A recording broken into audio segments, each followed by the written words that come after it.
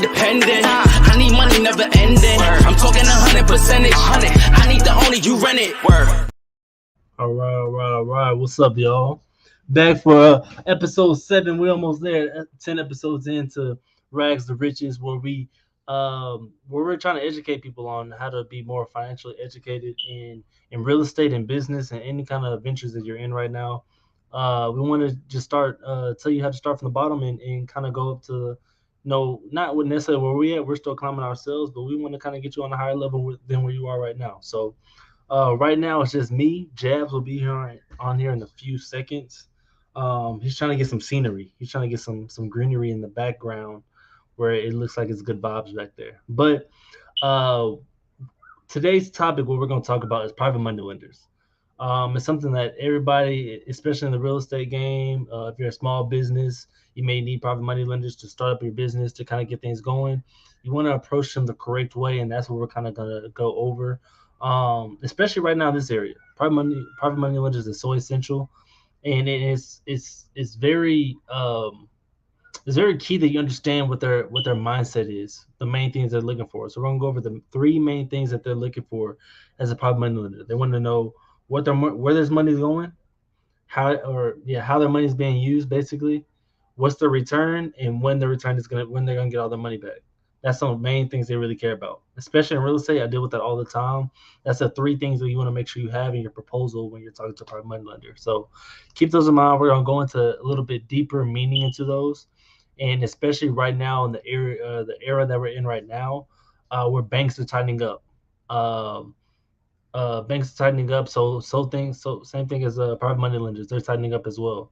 So you want to kind of play it by ear, and you kind of want to make sure it's more advantageous for them to lend their money to you, because right now we got Silicon Valley, you got JP Morgan buying First Republican Bank. You got all these banks going through all these situations, so people are just now understanding that their money is not really making money inside sitting in a bank account. They're making probably less than 1% on their money, if anything. That, like, less than 1% on their money sitting in the bank, and they think that, oh, I have a savings account that's, I have $15,000 in my savings accounts, and it's making 4% on the money. Cool, that's awesome.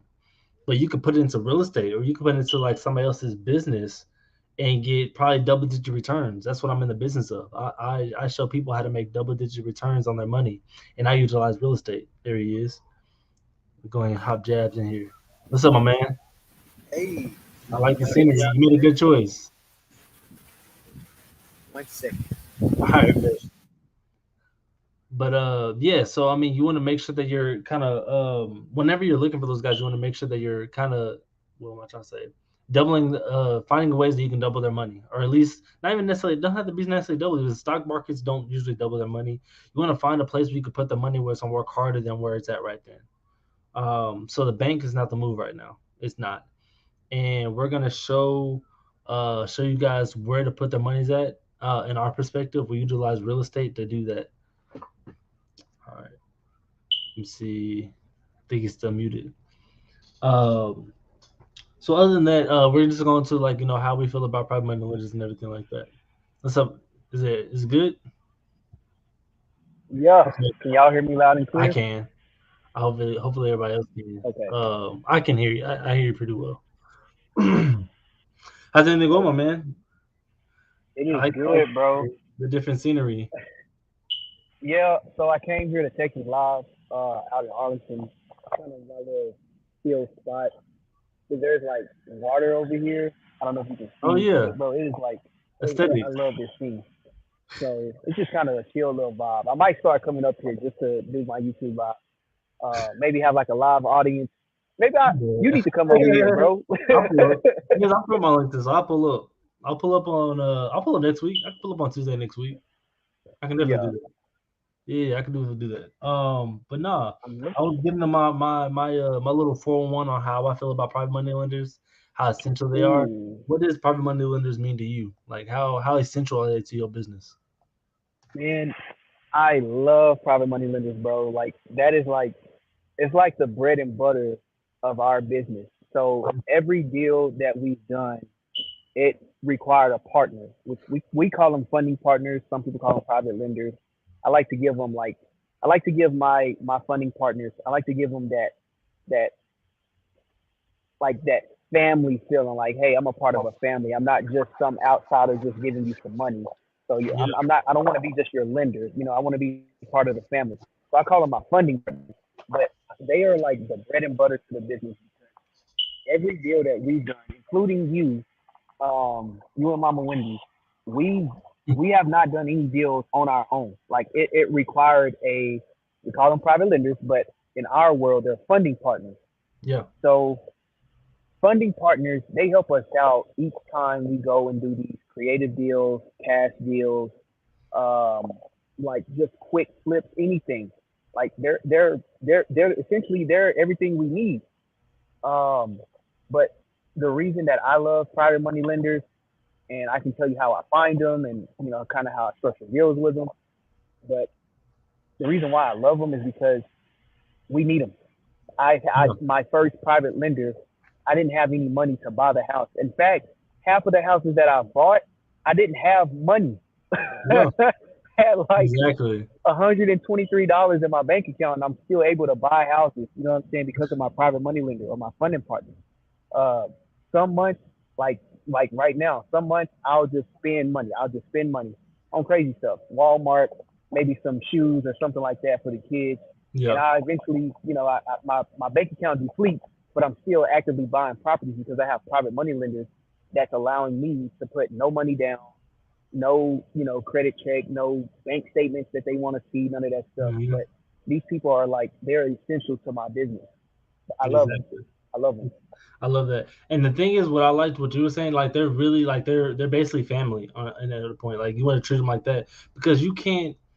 The best time that you need like private money is now, like before you even get a deal. Like you want to start building up the relationship with that person because at the point this is these people's money. Like that's like their actually money that they work for whatever they did. That's their money, and they're trusting you with it to like put it into an asset that's gonna produce money for them as well. So that's like a big trust factor that you have to kind of build up. That's not like no one conversation, one phone call, like, hey, like, I got to deal. It's not like that. Like, that's probably like three, four, five phone calls over like a month or two period of time. So that takes time to build up that trust and that foundation and that family lifestyle like you have. So 100%. 100%, bro. Definitely love that. So I want to see how are you finding your private money lenders? And I'll go on to how I'm finding my private money lenders. Okay, you want me to start? Yeah, yeah, go ahead. All right, perfect.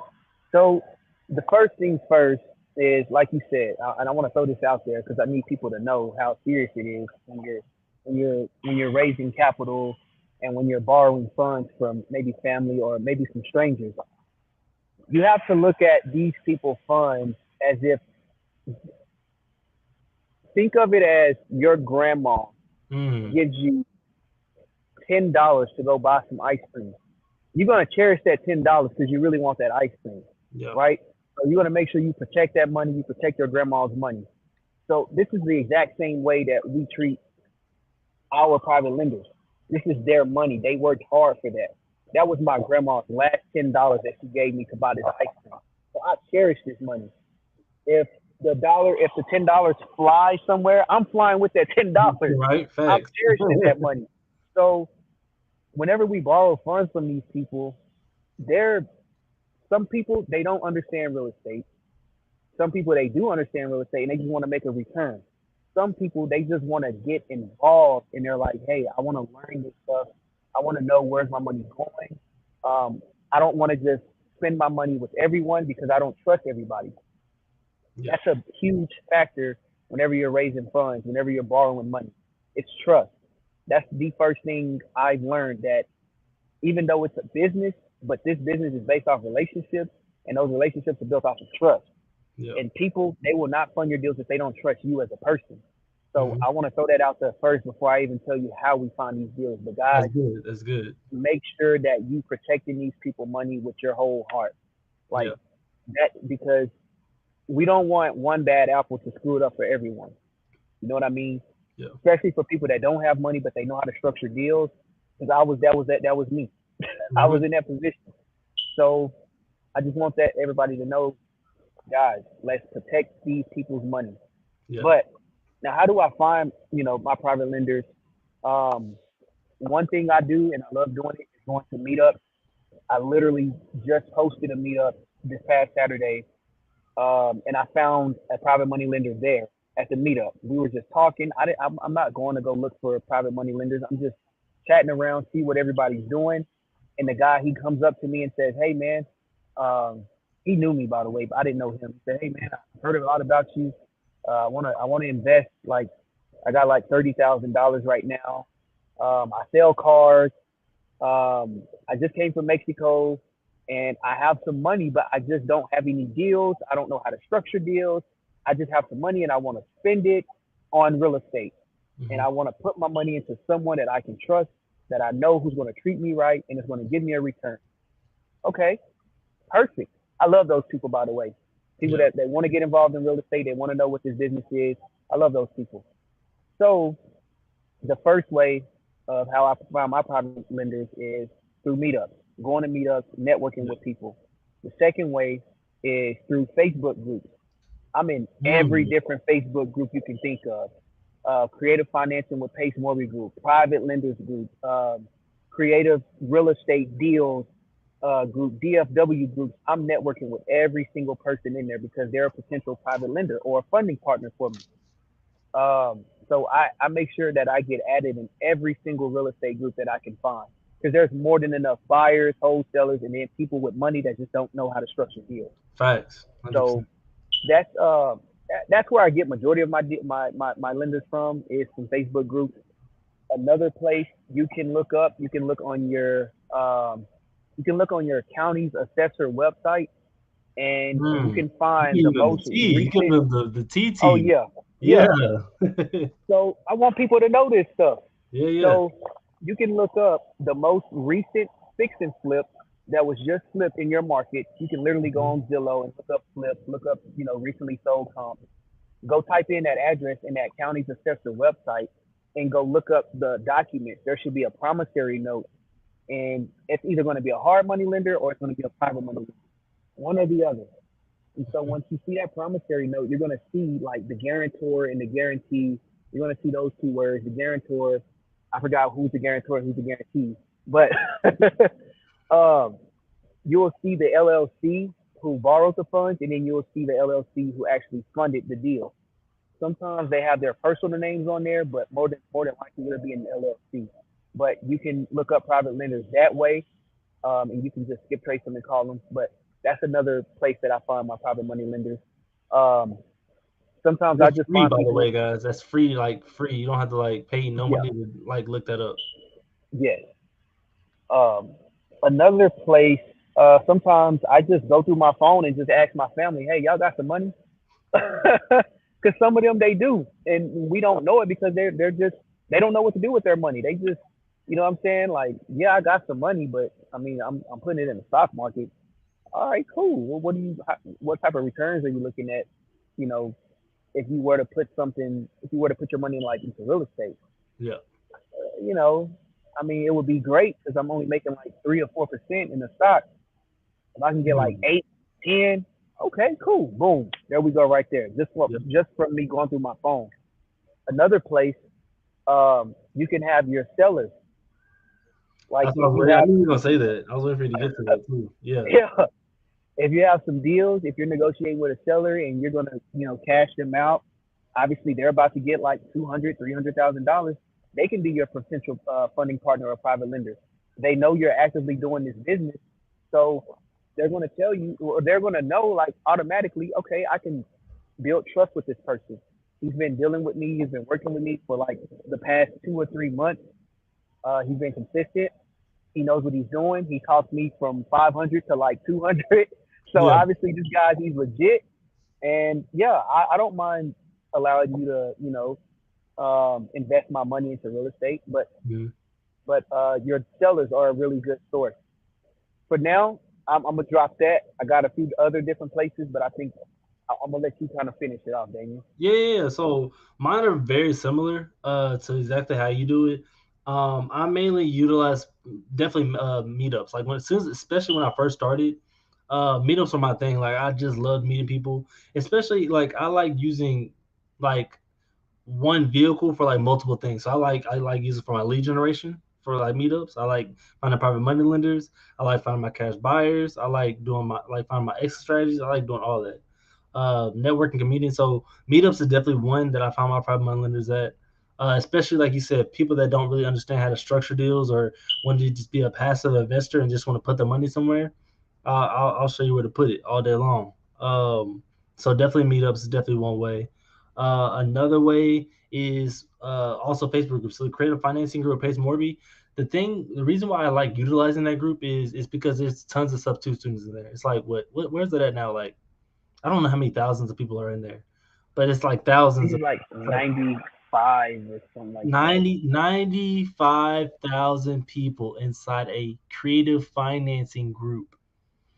So if I go in there and tell somebody, "Hey, I got a deal that's gonna make you 20%, 15% cash on cash return," my inbox is gonna be flooded.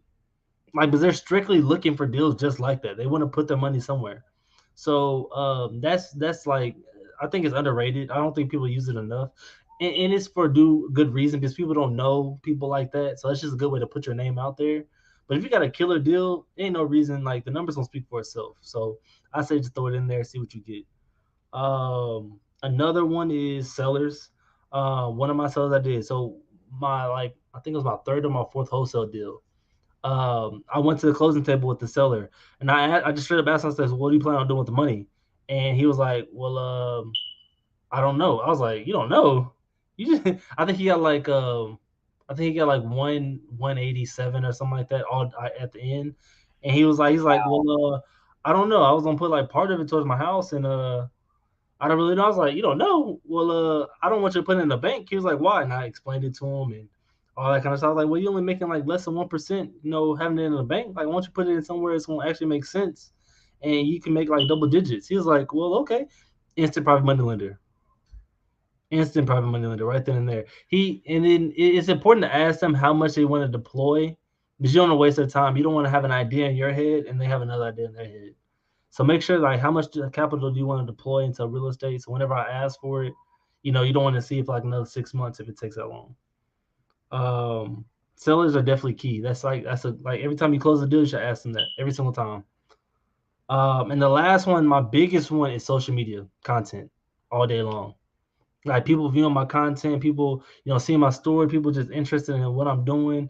They might not be interested in real estate, but they just follow me from just follow me in general, or just people organic followers that just come from like the Instagram or YouTube kind of algorithm. They're like, "Oh, I see you doing this real estate thing. I kind of want to get into it. I don't really have time, but I got money. Cool. Let's do something together."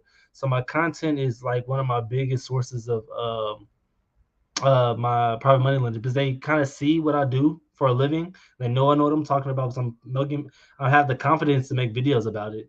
Like that's one big thing. Like if you're doing videos, you have to be confident in yourself to make videos about something because a lot of reason what stop people from making content is they don't believe in themselves. Like I don't really know all this about it, or I'm gonna look stupid if somebody else says something about it. Like I have confidence in myself to put it on video for everybody to see. So they're gonna kind of believe in me to do the same thing. So that's my top four ways I find private money lenders right now. So all beginning with trust, all reaching out, phone calls, Zoom calls, all that kind of stuff, multiple times. I freaking love it, bro. You Yeah, hit it home. You hit it home, especially with the content like content is that. king. Oh my Content is king. goodness. So since you put it out there, all right, y'all. Instagram and Facebook is like Damien said, with making content. That is like the perfect way to build, like to actually build your funding partners or private money lenders list, because they want to know like who's actively doing deals. Yep. If you're quiet and you're not spreading the word, you're not showing what you're doing, these people, they don't know that they can invest in you or with you because you're not showing them what you're doing. Yep. So everything that I do is content. I'm Mm-hmm. gonna start waking up and just posting 4 a.m. Just woke up. I don't wake up at 4, but I'm trying. I'm trying to get there too. I'm trying to get at five at least. yeah. But That's content. People want to see that. Like, what is your everyday schedule? What are you doing? Are you talking to leads? Are you closing deals? Like, are you finding buyers? Like, what are you doing? I want to know because I want to know that you're actively doing deals. And if Hmm. you're actively doing deals, then I want to put my money into you because I want to make a return on my money. I want to grow my money. But Yeah. I'm not going to know if you're not posting on social media or posting on Instagram and Facebook or Snapchat or LinkedIn or wherever your bread and butter is. Mine is Instagram. Yeah. Instagram and Facebook. Um, it's so what I do is I would just post. Let's just say that I'm talking to a seller. I would just post a call and let people listen to like how I'm pitching terms, or I would let them listen to how much money I offered to seller or something like that. And like, wow, you're giving the seller only 5 grand. I want to give a seller $5,000. Can I fund your deal? Hell yes, you can. Yeah. Yes, yes, 100%. Actually, you can find all of my deals. That's what you had to do it. Come on. Yeah. So How much more money you got? some people they want to learn, they want to know how to do this business, and that's a way that you can build rapport and build trust and build credibility with these people. They just want to know like how do I do this stuff? I got money. First and foremost, I need to know how much deployable capital do you have that you're looking to Mhm. invest with. I have to know that. Like Damien said, we don't want to waste time. So if you only have about 2 grand, I mean, I can put that somewhere, but it's not going to give you $20,000, 40,000 in return. You know what I'm saying? I can use that to maybe put towards like some business expenses like prop stream or skip tracing some lists or something like that. But if you're talking $20,000 up to 50 grand, okay, maybe we can do some gator lending deals where I Mhm. would need 3,000, I'll give you back 5 or 6 or something like that. Or maybe if you have 20,000, I can close on a deal, a sub two deal, and then turn around and wrap it, and you'll take maybe a $25,000 or a $5,000 flat fee Yeah. for letting me borrow this $20,000. There's so many different ways that you can structure Mhm. these deals, but um, Yeah, just like you said, there's no strict like perfect way to structure a deal with apartment. You can literally like you don't have to follow any rules. There's no rules with it.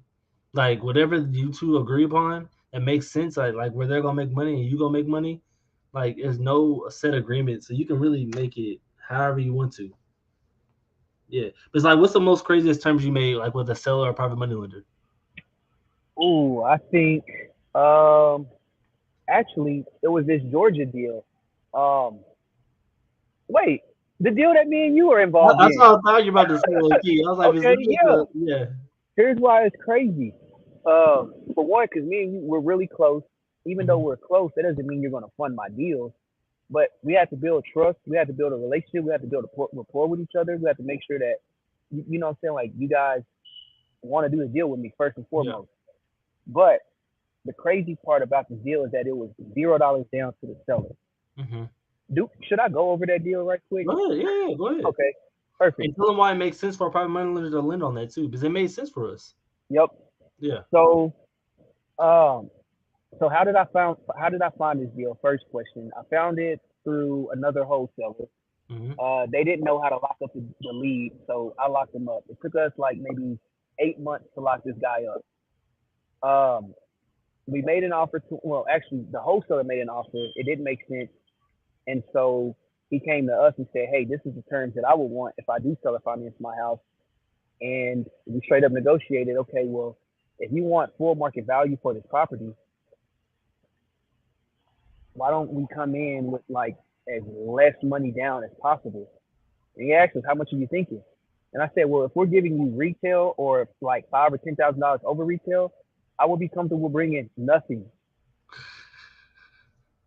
And so Ben got on the phone and negotiated with him, negotiated the hell out of the deal. This is the terms that we negotiated. We negotiated $0 down, Uh-huh. $305,000 purchase price. I think it was 4.3% interest for 15 years. Okay. All we had to come to the closing table with was $4,500, and that was the closing cost. Yeah. There was already a tenant in there, so we didn't have to go out and go find tenants. We didn't have to put money Mm. back for holding costs, anything. So what we did was, and this is crazy, I put it on Facebook, inside of the Creative Real Estate with Pace Mortgage Group. creative financing. Sorry, I Yeah. put it inside that group. I was like, hypothetically speaking, guys, if you guys were making 250 a month for the next 15 years, what would you put into this deal? And so many guys were like, I can give you 5,000, 8,000, 10,000, 12,000, 20,000. And then Damien just hit me up and was like, I think it makes sense if we give you like, 12, 15,000. And so I did the math on that, and I'm like, okay, if he's making $250,000 times 12, that's 3,000 divided by 15,000 that he's going to invest. That's a 20% cash on cash return that he's making. Mm-hmm. Perfect. Okay. So the deal structure with the seller, we got the tenant that was living in there at 1,700. We got them up from 1,200 up to 1,700, which is a $500 increase. They were cool with it, but we basically, and I'm just putting it out there, guys. I want you guys to know, like, real numbers. This isn't Yeah. flawed. This isn't like fake numbers. This is like real numbers. But we essentially gave Damien all of the cash flow. We're not cash flowing anything right now. My private money lender or my funding partner, because I want to make sure that my funding partner is secure. He makes his preferred cash on cash return, Mm-hmm. and on top of the cash on cash return, he also have a percentage of the equity. That's what makes him my funding partner. So what I love about this deal, and what I love about the fact that we don't have to bring money out of our own pockets, but we're giving this person, Damien, you obviously, but Yeah. we're giving somebody 20% cash on their money. Plus, we're giving them equity because they came and they funded the deal. They showed us that they believed in us. We showed them that we can get the deal done, and now we are cash flowing on the deal. Where essentially he's making $250 per month. Next year, I'll be making, I think, $175 because we're going to go up on the rent. Yeah. And so when my cash flow goes up, Damien's cash flow goes up. But Mm-hmm. I'm just saying that, guys, like the beauty. Why did I even talk about this? Why am I speaking about this? I totally Because it was really essentially you didn't have to put you didn't have to put no money into a deal to get, because the thing is, say that you're not really worried about cash flow. Cool. I mean, I'm assuming you guys got paid on the initial upfront, right? we did. Okay. Okay, so Yeah. that's where I was going. So we only had to spend 47.50 for the closing costs. Yeah. In between Damien funding the deal, I didn't mention this part. We had a Gator lender come in here, and he gave me, I think it was like $7,000, and he said, "Hey, in 30 days, give me back 8,000." Mm-hmm. So he's making like $1,000 in return on that deal. So I said, okay. He gave me the 7,000. I paid him back in 8 days or 30 days through Damien and his funding partner. So when Damien came with the $15,000, I paid off that eight and I kept the rest. That money, that $7,000 difference, we put a little bit aside for war chest, Mm-hmm. just in case the property goes vacant. We can at least pay the seller every single month. We can pay the taxes and insurance, and then we put a little bit of money in our pocket. That's the reason that we said, hey, we can give this person the cash flow right now. We can wait a full year because we got paid up front. You see what I'm saying? Yeah. And it's no money out of our pocket. We now own a $300,000 asset, and we don't have to pay off this seller until like 15 years from now. And We that's the got real paid up kicker of it front. too, because now you guys own that, right? So now, other Yes. than cash flow, like, what's some other benefits you got? So we have ownership. We obviously we're going to have appreciation. This is Appreciation. a property that we can depreciate once we're making like a certain amount of cash flow per month. Um, no money out of pocket, no credentials, no background checks, no any of that stuff. Like that to me is more beneficial than cash flowing. I don't have to. You guys can ask me for, hey, what's your credit score right now, or can we see your financial statements? Can we see your bank statements? Can you give us like a letter from your bank showing your proof of funds? I don't Right. have time for all of that, man. I don't have time for that. Are we gonna do this deal or not? Yeah. You guys said, hey, we're making a cash on cash return on our money and we got equity. Where do we sign? Where do we fund? When do we need to Yeah. fund this deal? But my benefits, no money out of pocket. I'm going to cash flow next year. I have a $300,000 asset added to my portfolio. Um, what else?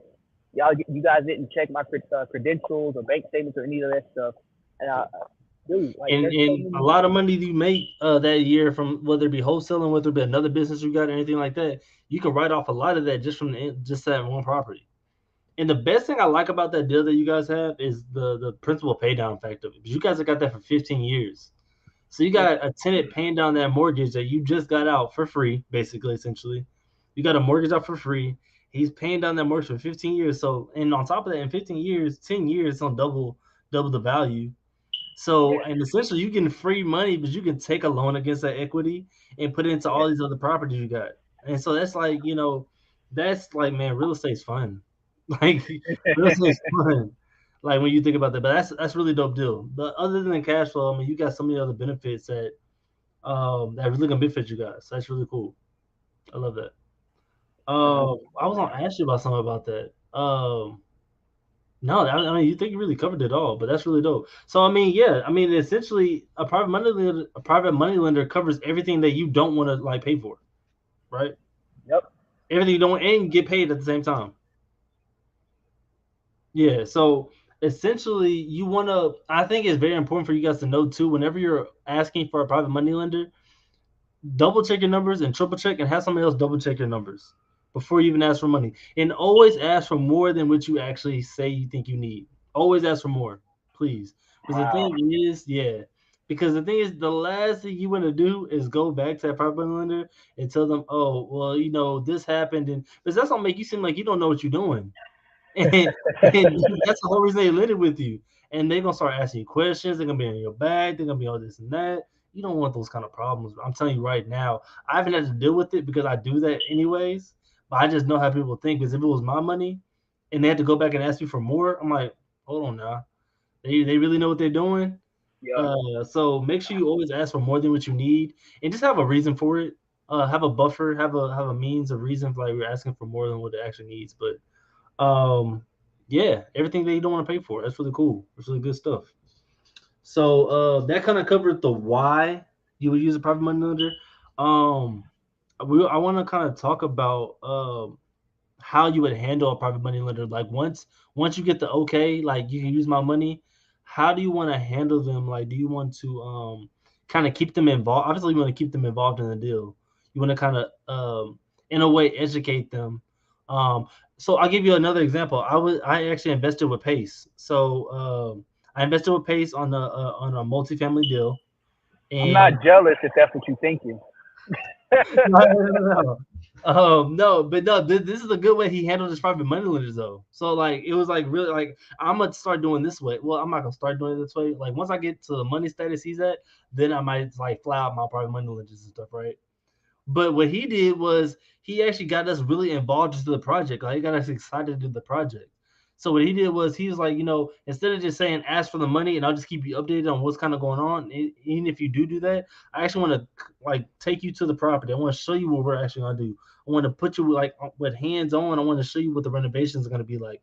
I want to show you what like the plans are gonna be like. I want to show you like what's the numbers gonna be like. I want to show you what the community looks like. I want to show you all that. Like that gets your private money lenders like excited and it gets them more like okay like like I want to see this deal go through. Like I appreciate you for keeping me involved, and it helps you not get so many questions asked about. Oh, Jabs left me. But it helps you kind of get off the pedestal of like getting so many questions asked to you. That's the last thing you want. You don't want private money lenders down your back. Like, where's my money at? Where's my money going? All that kind of jazz. So, definitely keep them involved. And one situation where you can do it is get them on a Slack channel, get them in like a means of communication, like an email thread. It can be something like that. Just keep them updated with like small little updates of whatever you got going on. That way, they feel like they're in tuned in with the project. I have a project I'm working on right now where I'm trying to find private money lenders for myself. I already have my construction guys. I have my TC. I have my partner. I have everybody on the email chain. have a Slack channel about a specific property. So every update that we get, it's putting pictures, it's putting emails, it's putting notifications, it's putting updates, all in the Slack channel, so everybody stays on top of like what we're doing, how things are getting funded. My lender's in there, everything's going on. So keeping everybody updated is one of the biggest things that I would want to say about handling a private money lender. As far as structuring the deal, you want to make sure that you secure them to I would say secure them against a property. It doesn't have to be the necessarily property that you're actually involved in. What a lot of people do a lot of times is instead of actually attaching them to that property, they'll actually attach them to another property they own. So like say Jabs was working on a project that he wanted to do like a buy and hold, to fix whatever the case is, and he needed some money. That Georgia property he was just talking about, he can say, "Hey, I'll put you as a second position on this mortgage that I already have set in place." So that way, you already know that that money's secured already. You don't have to worry about anything else. Secure them against that loan for that amount that you're needing, and that way you can actually kind of use that money to work on whether it's for like renovation, whether it's for furnishing, whatever the case is. So there's multiple ways you can kind of secure the private money lender, but just make sure you secure them to something to making sure that their money is being safe, that they have less was it risk. Let me see, I think it's Jad right here. Yeah, his computer went out. Um, but yeah, so make sure that you're keeping them actually on point as far as just make sure they're safe. They just want to make sure they're be safe. So secure them against something. What else I want to say on that? Always break down the whole deal with them. I mean, you have to be transparent with them at that point. If they're gonna lend money to you, that's actually their hard working money they're giving to you.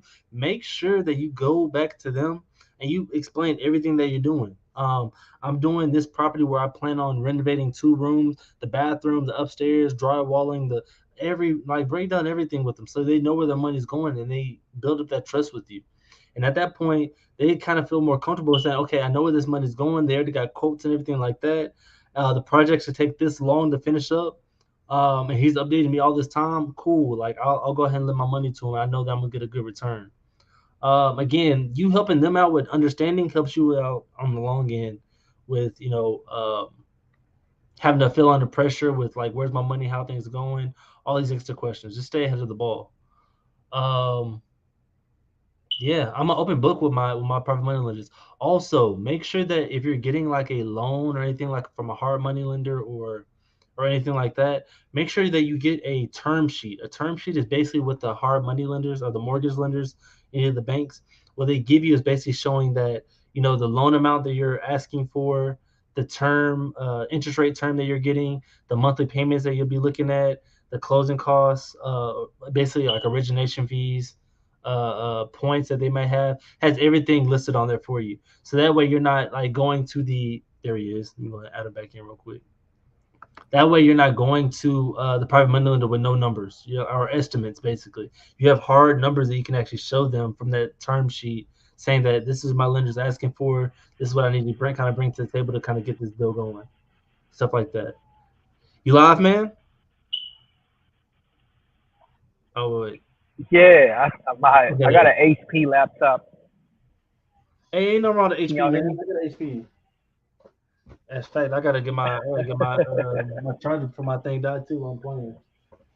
But no, I was kind of just telling them, as far as like how to handle them, make sure you're kind of telling them like you don't have to be shy when presenting your deal to the hard money. If anything, you want to tell them everything.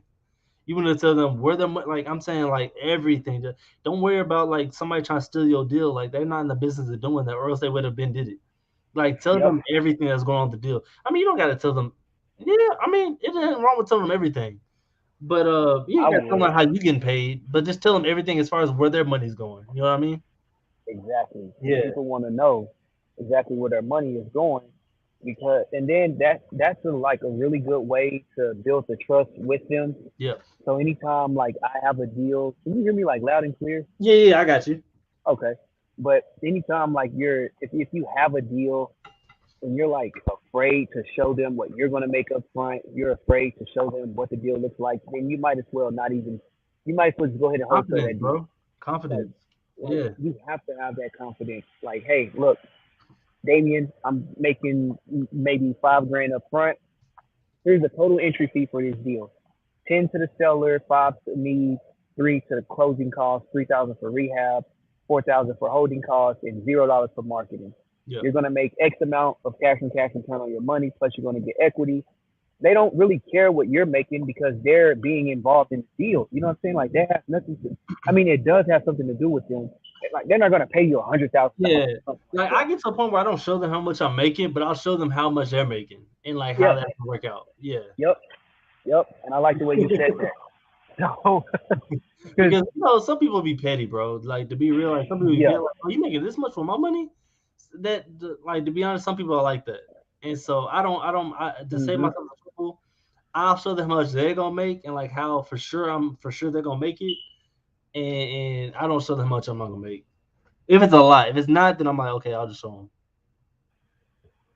Damien, typical um what's a typical like cash on cash return that I was just you've about been to ask that. experiencing? Oh, Yeah, good. yeah, So, perfect. yeah. So typical return that private money lenders are looking at right now, right? Yes. So what I think is basically, things changed from last year, right? So like, what were we in May of last year? You probably could have got away with like getting double digit returns, like 10%. You probably could have got 8%, honestly. You could have got 10, 8, 12%. But just like banks are doing, they're tightening up, they're raising their rates. So same things happen with the private money lenders. So now instead of getting like a 12% return, people are like, well, I want to hold my money closer, tighter, unless it's like a good return for me. So now I'm looking at like 15, 18, 20. Yes. And that's really what it is nowadays. And they're not giving you that 6 to 12 months no more, or like over a year. They're giving you like, hey, can you have my money back to me in 3 to 4 months? Bro, Yeah. Yeah. like Yeah. this deal took me 3 to 4 Yep. months to probably get like locked up. You trying to tell me you only gonna lend me for, and so like that's what you're kind of dealing with nowadays. So you gotta roll with the punches, or you gotta build that relationship up where you can hold it for longer. So Yep. that's what I'm seeing right now. Like, what are you kind of seeing? Kind of the same thing. Obviously, I gave you guys whatever. I forgot it was either 15 or 20%. I think it was 20. But Yeah, yeah. some I think it was 20. I'm pretty sure it was 20. everything is going up because the cost of living is going up, because the banks are tightening up, because insurance policies are going up. Like everything is going up, so the private lenders they're going up. Some of them are like borrowing funds from their insurance policies, and then they'll turn around and they'll lend us money at like a certain interest rate because they're borrowing it at 10% and they're going to charge us 15. And I mean, it makes sense. They want to obviously make money, but what I'm seeing is around 15, 18, kind of 20-ish at like 3 to 4 months. But I don't go for those. I'll Yep. tell you why. This is what I usually do. Like when people say, hey, I'll give you 20 grand, but I'm only interested in, loaning this for like 3 or 4 months. Oh Those dang. are crazy terms to me. Like, oh, are you good? I'm still with Yeah, you. you cut out a little bit. Um, My Wi-Fi. yeah, you Okay. cut out a little bit. But go ahead, go All ahead. right. We I can good still now? piece through it. Yeah, yeah, go ahead. Okay. So when people ask me about the 3 to 4 months before they get their money back, or Hmm. they're asking like high interest, I usually tell them straight up, hey, look, if we're going to be partners in the deal, 18%, 20%, that's very, very high. If the deal doesn't work as a long-term rental at 18 to 20%, then we have to come down 100%. Yeah, And if they don't like it, if they're making more money elsewhere, then hey, we don't have to do business together. yeah, Listen, if I give you 18 to 20% return on your money, are you willing to loan me this money for at least 5 to 10 years, bare minimum? facts. No, that's way too long. Okay, 18 to 20%, that's way too high. We're Yeah, looking at these deals as a long-term rental. So if if we're making like 600, 700 bucks a month in cash flow, you're making basically almost all of the cash flow. I'm willing to pay. 18 to 20% if the deal looks good, but I'm not willing to do a 3 to 4 month term, 3 to 4 month term. That just doesn't make sense for me. Yeah. The only way that I'll give you that is if you say, hey, give me give me 4 months before you pay me back, and I want a flat fee for those 4 months. Then okay, yeah, that gives me enough time to go ahead and replace you or seller finance Exactly. the house, give you your money back or whatever. But whenever, and that's a good question, Karen. So to answer it like in a nutshell, I always tell my private lenders straight up. I started off, I pop it off and let them know, hey, and I love my people, but hey, if you guys aren't looking at 5 years or longer, we probably won't be a good fit. Yeah. Pete Damien, he's in the deal with me for 5 years. I mean, 15 years. I'm I sorry, was I thought it was 15 years. 15. Yeah, 15. My bad. Don't fight me, bro. But we're in the Trying to deal keep it up, together bro. for 15 years. So if my funding partners, or if they're not willing to do a deal with me for at least 5 years minimum, then we're probably not a good fit. Just Mhm. straight up. And if it scares them, it's like, okay, what about 5 years is scary to you? Well, what's going to happen in 5 years? Okay, well, what's going to happen in 3 to 4 months? Right? Yeah. So here's what okay, so she's saying there has to be a balance, right? Everyone in the deal has to see the value of the deal. That is Hmm. 100% true. Absolutely. It has to make So sense for everybody. the 3 to 4 month thing is the only time I would give somebody, I would take somebody's money for 3 to 4 months is if I have a private lender lined up and ready to go to replace them.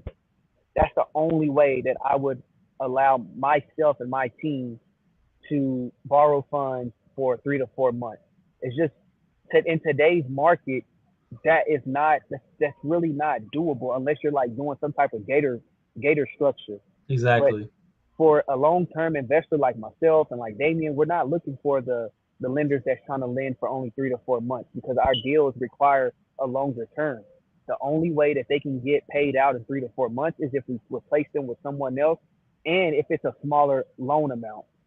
So if it's like 20 up to 50,000, all right, we can replace you with somebody else within that time frame, and they'll get like maybe 10, maybe 8 to 10% return, um, or 8 to 10% interest. Here's how I look at it: the longer the term, the better the interest I'll give you. Yeah. Just like with sellers, the the shorter the term, the lower the return I can give you because it has to make sense for everybody. Just like you Exactly. said, everyone in the deal has to see the value of the deal, and I 100% agree with you on that. Yeah, 100%. And me personally, the way that I always approach it, and the thing is with it, you have to stick to your own standards because if you waver, then they're gonna start using and abusing you. So I had to stick to my own standards. My thing is, if it's a fix and flip, then I'll consider going to 15% and higher, just because I know their money is gonna be in and out of the deal, just like you were saying. So I know I'm probably gonna use their money for maybe 3 to 6 months, maybe max.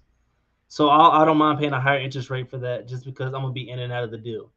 Now, if this is like a buy and hold situation, then I'm typically probably going like under 15% nowadays. Before I would probably go Yeah, like 20, but like nowadays I'm going under 15% like return, and I need at least like probably 6 months, very minimum, and I make sure like I tell them like don't like tell me how much you're willing to deploy. And you're not gonna worry about this money for at least 6 months, because yeah, that gives me time, like you said, to find another buyer, to figure out another plan of how I'm gonna, which we'll kind of get into like how you like once we get to that ending, how are they getting paid back or whatever you kind of do towards the end. We'll kind of talk about that.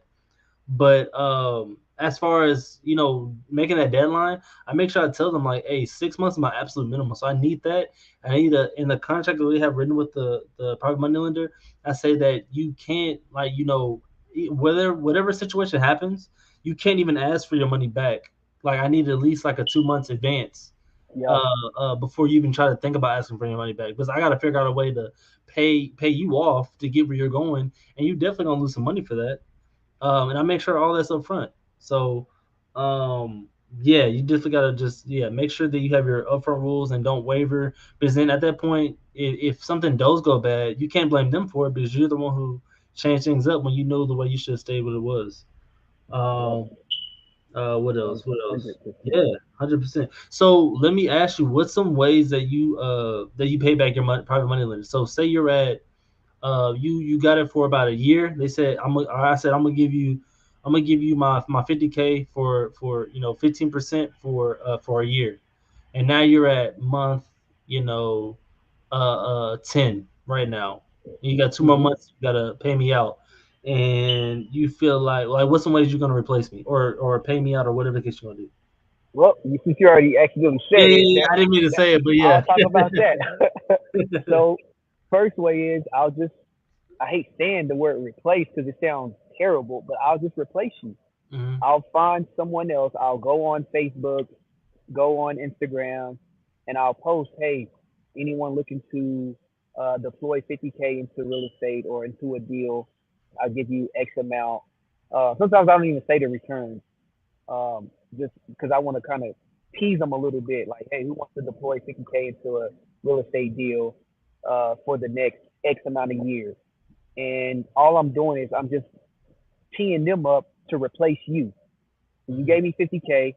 Okay, in a couple months, I owe you that same $50,000 plus the interest that you accrued over time, over the course of 6 months or whatever.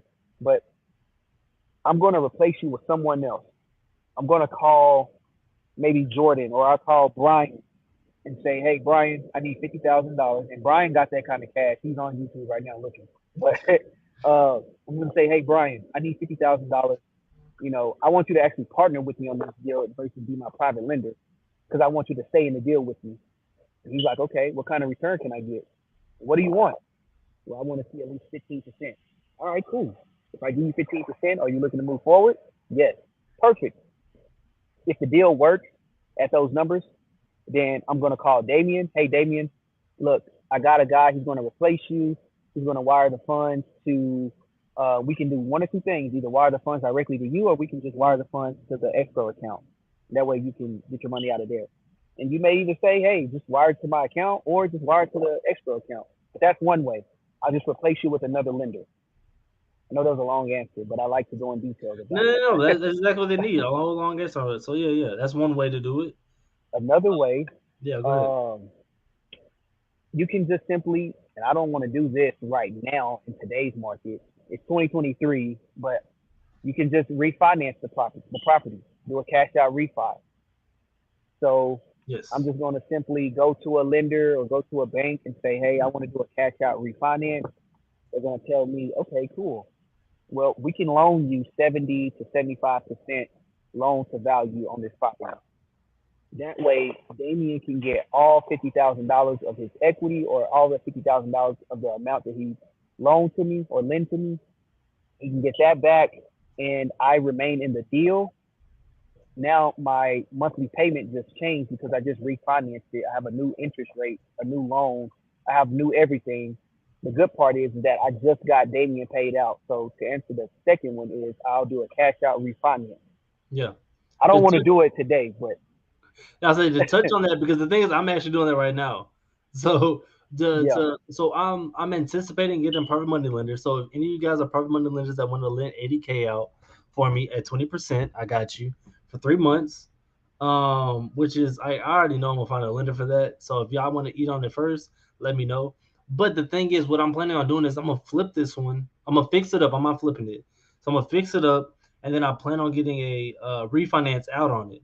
So that way, it pays off my private money lender. It pays off the existing hard money lender, covers the renovation, everything like that. And that way, I still pay everything off, and I'm still kind of no money into the deal. But in some situations they may work out if you plan on keeping the property after you flip it. So yeah, so I'm actually doing with that right now.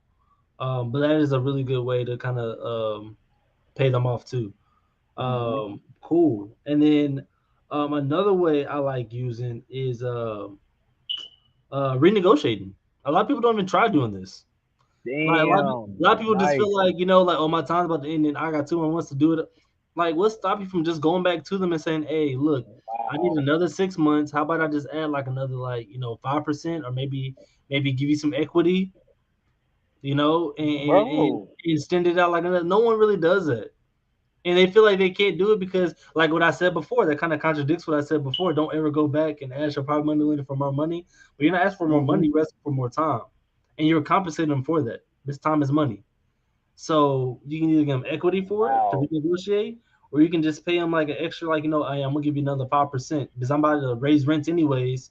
Like you said, I'm about to raise rents Yep. anyways. So let me give it like an extra 5% for holding your money a little bit longer. Who's gonna say no to that? Especially if it's a good deal. So Damn. that's another way you can do it too. I didn't even think Hey of that, man, bro.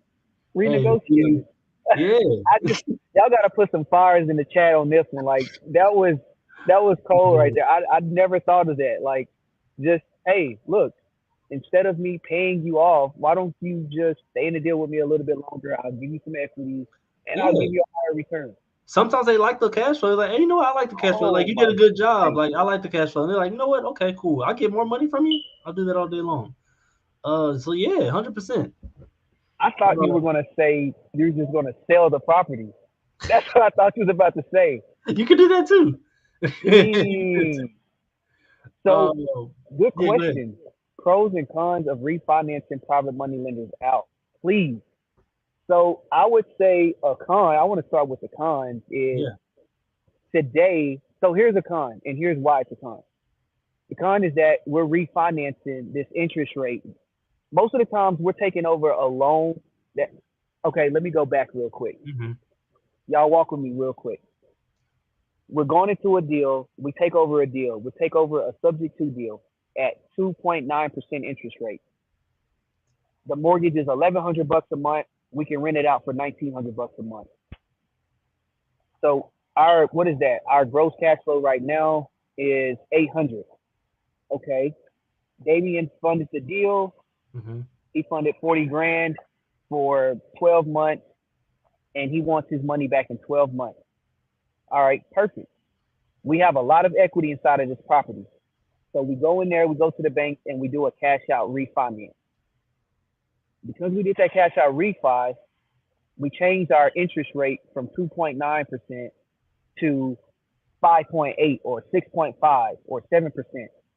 So now our cash flow went from 800 in gross cash flow to like 300 Hmm.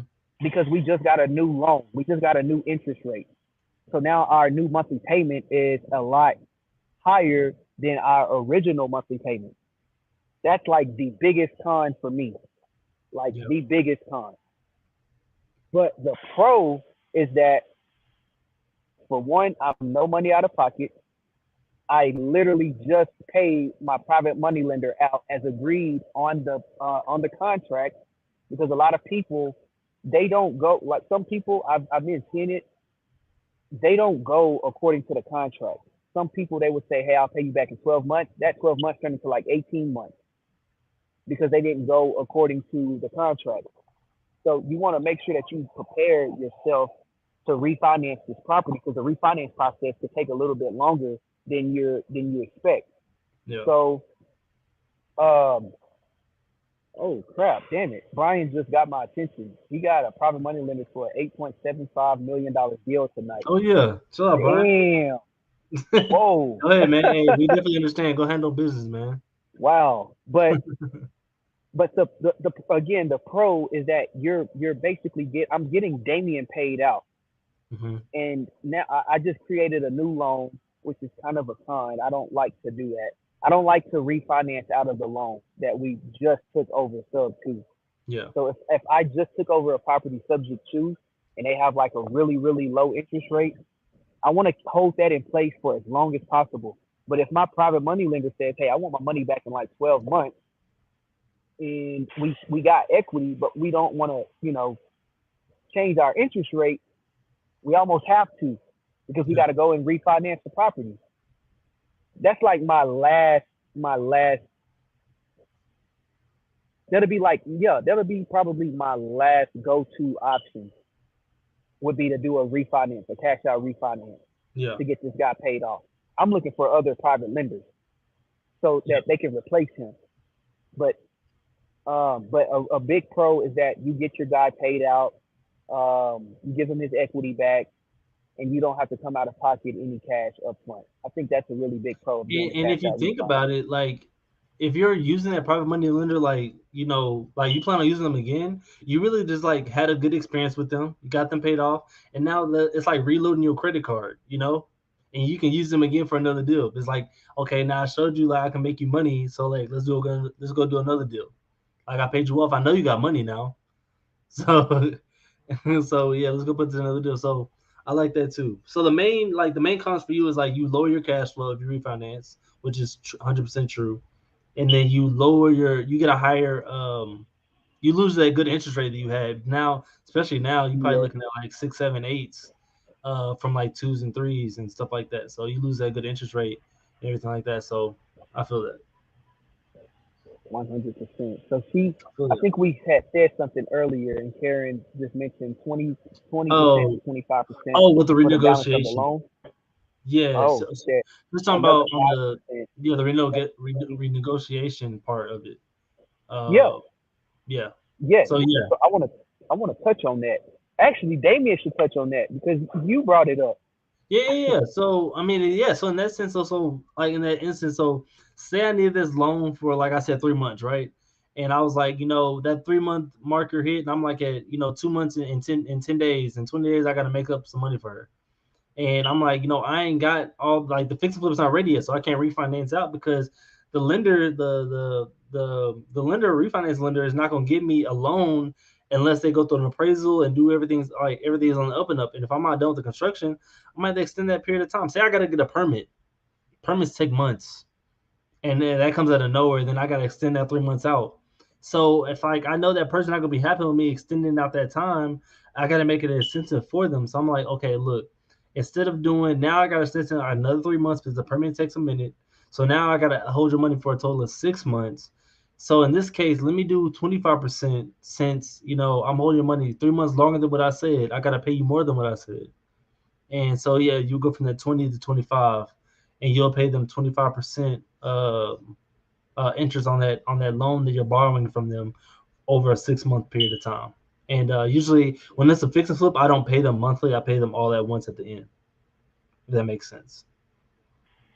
Yeah, If it's like a long 100%. term, you'll do a monthly. If it's like a short term kind of loan, if it's usually within 6 months, I'm probably gonna do it like a flat fee, like Jazz was saying. If it's like over 6 months, maybe a year, I'm probably doing month to month payments.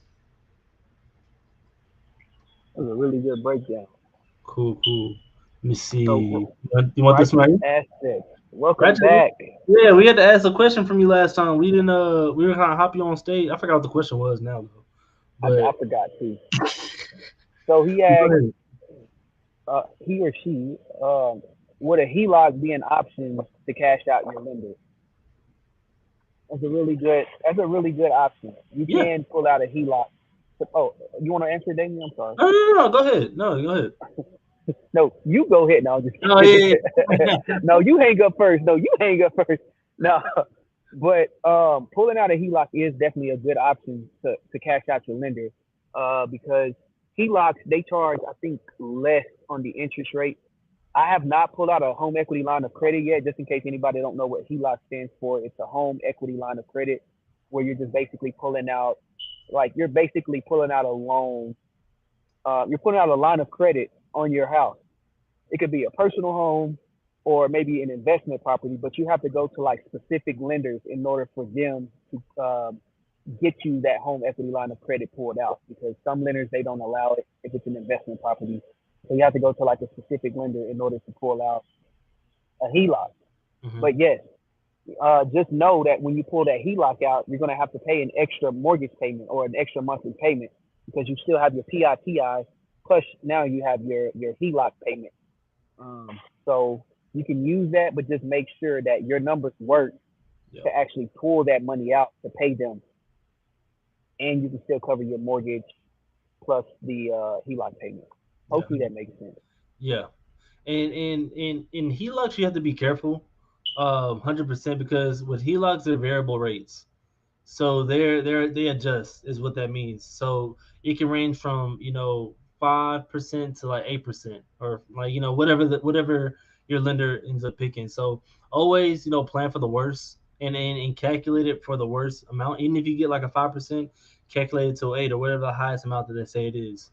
and it depends on what kind of HELOC you get out. Like Jazz was saying, if it's on a primary or if it's an investment property, they're gonna have you're obviously gonna have more interest on an investment property than unless it was like your personal residence. You can get a lower interest rate, which are typically kind of lower. We have one HELOC out, and the way I like having HELOCs is I forgot where I heard this from, but I don't know where I heard it from. But I basically like using it as like a storage of energy, like a storage of cash fund, like my own personal bank. And so like I just took one out, but I don't use it yet. I just have it for whenever I want to apply it out to like a property or put it towards like a down payment. I usually typically only use them for like I don't use them for like long term uses. I use them for like if I'm gonna put a down payment in, I'm gonna close it out, then pay it back, and that way I can kind of just shoot it out if I need to. It's very liquid type of thing, like a credit card. Is essentially what it is. So I definitely, if you have enough equity, I definitely suggest that you kind of just like find a lender that does offer a good terms for a HELOC and just use it as a storage of energy. So if you want to like your own little personal investment like fund, you can put it towards like any kind of investment. Just make sure, like Jess was saying, calculate it correctly. Make sure you watch out for that variable interest rate, and yeah, just make sure you be careful with those. But that was a really good question. Really good question. Let's see. Okay, a private money lender at possibility with a possibly higher interest rate on just the borrowed money. Everything the benefits for the original loan stays in place. Okay, let me read that again. I think she was going back to us talking about the benefit or the pros and cons of doing a cash out refi.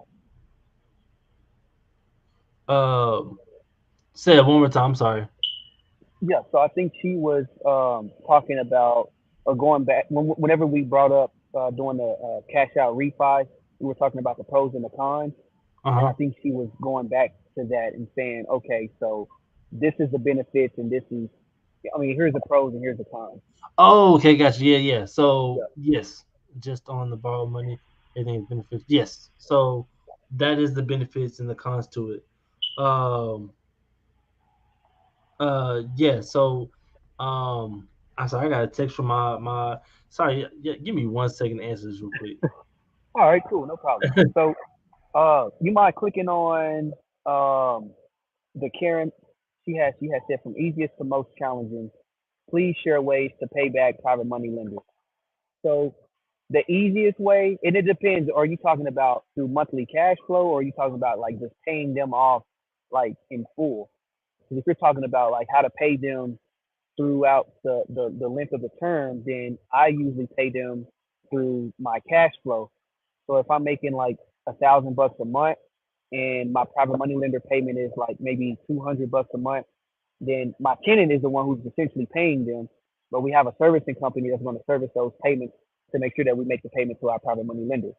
And then if you're talking about um, if you're talking about maybe just paying them off in general, like paying them completely off, then okay, the easiest way is just to replace them with another lender. That is like the most easiest way. Replacing them with someone else who has the exact same amount of cash that you borrow from your private money lender. I would say the most challenging way, and it's not really a challenge, but from easiest to the most challenging way would be doing the tax refund. It's a challenge for me because I don't want to change that interest rate. I want to keep the existing financing in place. I want to keep all of that stuff in place. I don't want to create new terms, and I don't want to decrease my amount of cash flow that I'm making. But essentially, when I go and do this cash out refi, if I'm keeping it as a long term rental, then all my cash flow is pretty much like kind of going down the drain. I'm gonna start losing money and cash flow.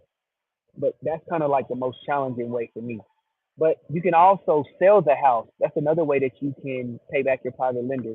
You can sell the property to pay them back, and maybe you can maybe get them a little bit of equity. But let me see. Okay, now I'm confused. You said other PML, HELOC, refi, other. Now I'm lost.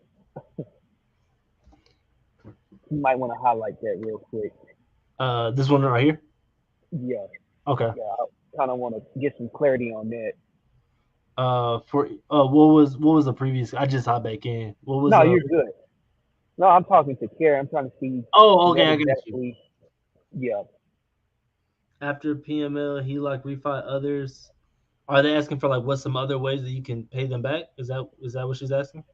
Well, she asked from easiest to most challenging. Please share ways to Oh, pay back your private money lenders. oh, that's. I mean, easiest is honestly finding somebody else. Honestly, Yep. that's yeah, that's really the easiest. Um, the other ones are definitely gonna take some time. That's why I say that I need at least 2 months to kind of feel like give me a 2 months notice before time, so that way I can go find my HELOC lender. That way I can go find like my refinance person or get a loan for it. And all the other strategies that we talked about. Yeah, I think, or I mean, yeah. So I would go first. I would definitely renegotiate. That'd be the first thing. If I no, I'll find somebody else if I didn't want to negotiate, and then I Yep. would renegotiate after that, and then I would try to find the HELOC and refi type thing.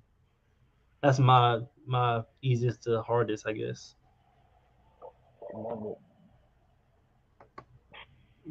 Okay, yeah, you took it. Oh, okay. Okay. Well, yeah, we already kind of said it. Yeah. Yeah. But no, that was a yeah, spectrum of easiest to hardest. I feel like that's personally the easiest, and that's just conversations you can just have like straight up with that person. Hmm. Um, cool. What else about private money lenders? Yeah, I mean raising private capital is like I think the most essential thing when it comes to real estate.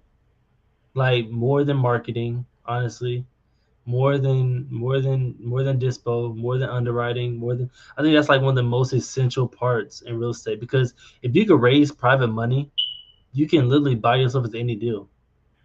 Yeah. Like I can use somebody else's money to put myself in any like if you marketing, I'm like, okay, cool, find the property, I got the money for you. Yep. I won't use their money, but I have the money for you. Like that's just the most Hmm. essential skill you can learn in real estate. I feel. Um, in real estate is private money lending or is raising private capital. I love Hundred it, bro. percent. I love it 100%. Yeah, And it's, that's why I was excited that you wanted to talk about this topic. I was like, oh yeah, private money lenders. I hope so. Hey, one better hop on here. I'm yeah, yeah. And like the thing about it is, whenever I'm raising capital and whenever I'm structuring these deals, I make sure I get paid up front, hmm essentially because I'm providing an opportunity for my private lenders or for my funding partners or whoever it is.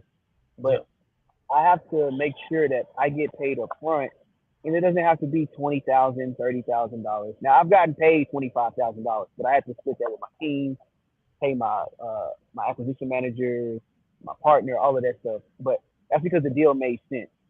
But if we're looking at, you know, 3 grand up front, 4 grand up front, just for structuring the deals, like honestly, they wouldn't have a problem even if you told them, hey, I'm making $3,000, $4,000 up front out of this, out of the total 40 grand that you're about to fund. I'm making 3,000 of that. I'm so transparent with the stuff. That's what I do.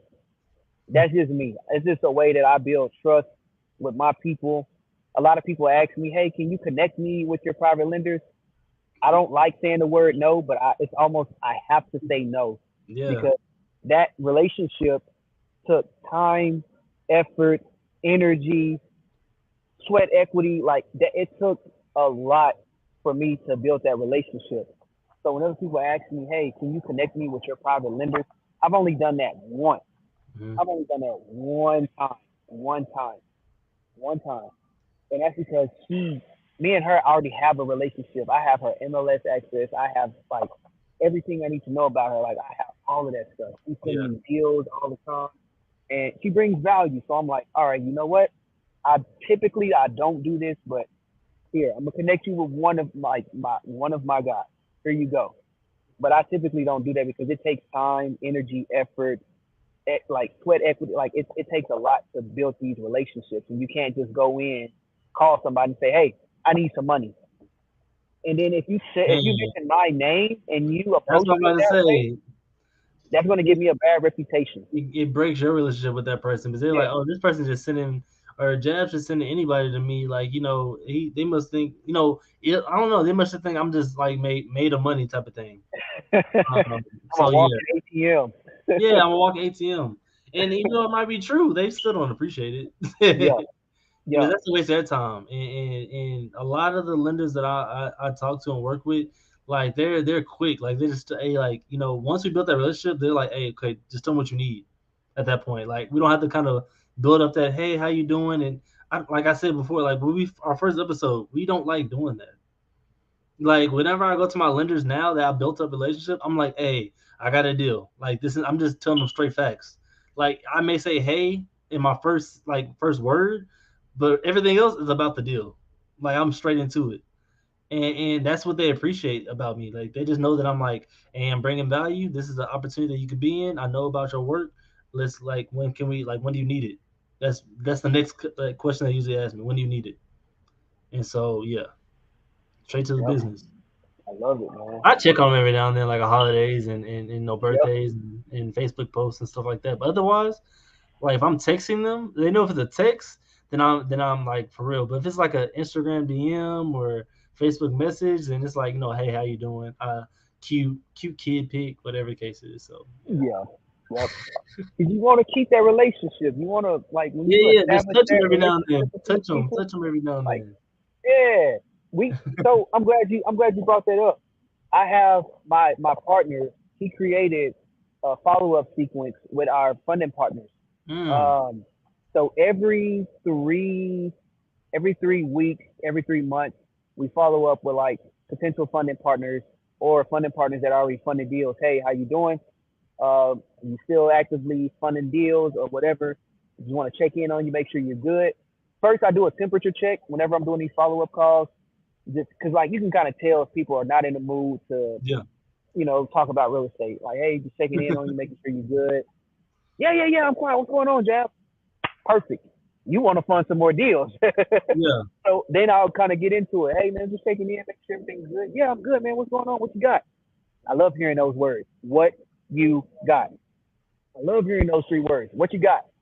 Oh, well, yeah, man. I'm not really working on nothing right now, but I'm just calling to check in with you, see how you doing. I actually do have something right now, but they don't need to know that. Hey, I'm just calling, checking in with you. You know what I'm saying? Making sure everything's good. Because that's that relationship. I want to establish that relationship and that rapport. Make sure that they know that they're not just people walking around with money to me. Like you're a family now. So I want to make sure that I establish that relationship with you. Hey, check in from time to time, make sure you're good. And then maybe that next day or that next week, okay, cool. It sounded like you were still looking to invest into some deals or something like that. Hey, this is what I have on the table right now. But I want to like just let y'all know like you have to establish these relationships and keep those relationships going. You know what I'm saying? If something bad happens, and I've had a deal where something bad happened where we didn't get exactly what we thought we were going to get. Like I had a deal in Georgia where we thought we were going to find a seller or sorry a lease option buyer in like a month, and it took us maybe 5 or 6 months. And so during that time, you know what I was doing? I'm calling my guy. Hey man, checking in with you. Listen, here is what we're running into. We're still making the payment every single month on this loan, but it's not occupied right now. Hmm. But we're literally still making those payments to them out of pocket. But I'm keeping them up to date, letting them know, hey, here's what's going on. We assumed that we would get this lease option buyer in here. We didn't. But what we're doing is we're taking the funds that you deployed into this deal and we're paying that mortgage and the utilities every single month. I'm just letting you know, keeping you posted on this deal. He don't care about none of that. But the fact that I called him, checked in with him, and let him know what's going on with where his money was deployed makes him like 100% love me now. Like Yeah. he trusts me. Man, this guy. Usually people they don't call me about this stuff. Usually they kind of hide these types of things. No, I want you to know exactly what's going on with your money because I expect the same thing in return. If I Yeah. lend somebody some money, hey, I don't care if it's good or bad. Let me know because I can potentially solve whatever problem you're having. You know what I'm saying? Yeah. But I always keep my people up to date. I always follow up with them like it's either every 3 weeks or every 3 months. But we follow up with them to check in, see how they're doing, and we just make sure that we keep that line of communication going. So I'm glad you brought that up, bro. No, 100%. Absolutely.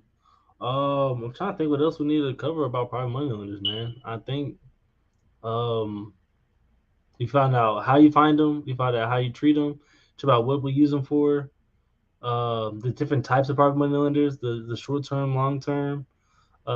Touched a little bit on gated lending, Yep. what's attractive to a private money lender, how to approach a private money lender.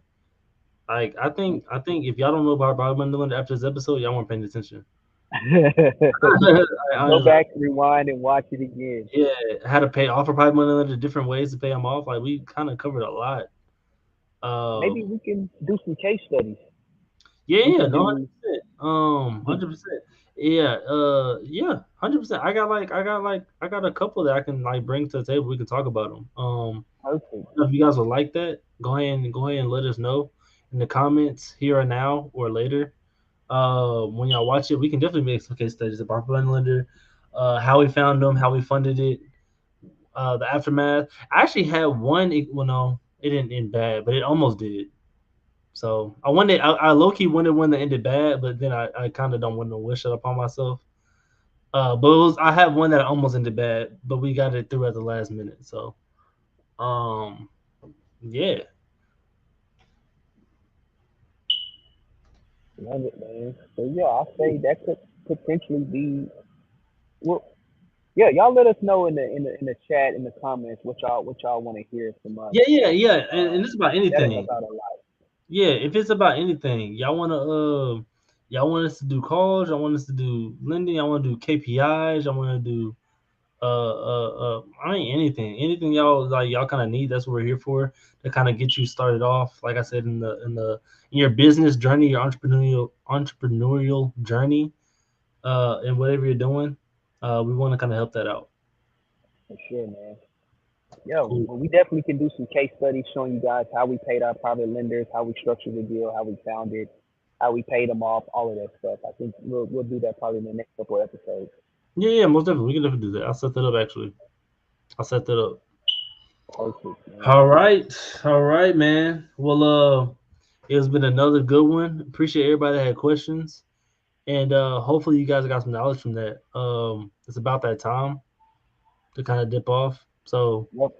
Jabs, you got anything else before we go and log off? Nah, man, I just want everybody to know to like and subscribe to our channel Please, because please. we need more subscribers so that we can put out more content and we can kind of get our names out there, get our stuff out there because we want to just bring value to people.